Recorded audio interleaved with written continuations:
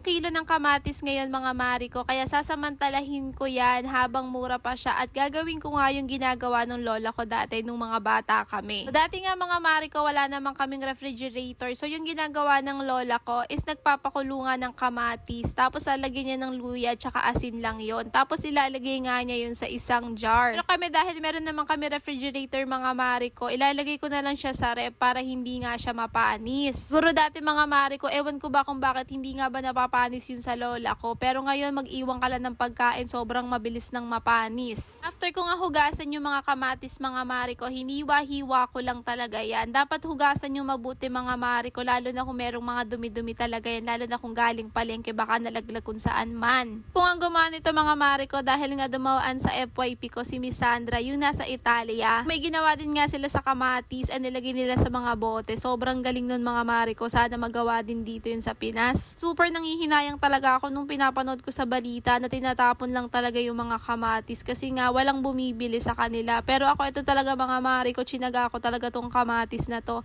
And yung sa akin naman mga mi, dahil wala naman akong materials katulad nung kay Miss Sandra nga, ilalagay ko na lang to sa refrigerator namin. Sure mga mari ko, after a month lang talaga magmamahal na naman tong mga kamatis na to. And isa nga talaga tong kamatis sa pinampanlasa ko sa mga pagkain ko. Lalo na ngayon mga mari ko na meron nga akong hyperthyroidism. Marami na talaga akong inalis sa pagkain ko mga mari ko simula nung nagka-hyperthyroidism ako. Kaya eto yung kamatis, sinatry ko siyang pampaasim or di kaya pampalasa nga sa mga niluluto ko. Hanggat maaari talaga mga mari ko, hindi na ako naglalagay ng kung ano-ano. Ito mga natural na pangpaasim or pampalasa na nga lang yung nilalagay ko kadalasan sa pagkain ko. Alam yan ng mga na-diagnose ng hyperthyroidism na super hirap talaga ng sakit na to. Sure nga ako mga mari ko na ilang buwan lang talaga is magmamahal na ulit itong kamatis na to, kaya sasamantalahin ko siya habang mura nga siya. Hali nabili ko pala yan mga mari ko, 20 pesos ang kada kilo niya at naghahalaga nga yan ng 30 pesos. Nili ko na nga yung mga sobrang hinog mga mari ko para makatas at para malinamnam nga siya, ganon. Pero kung meron pa kayong ibang suggestion na pwede kong gawin para nga ma-preserve ko yung mga ganitong kamatis, mag-share lang kayo sa akin kasi nga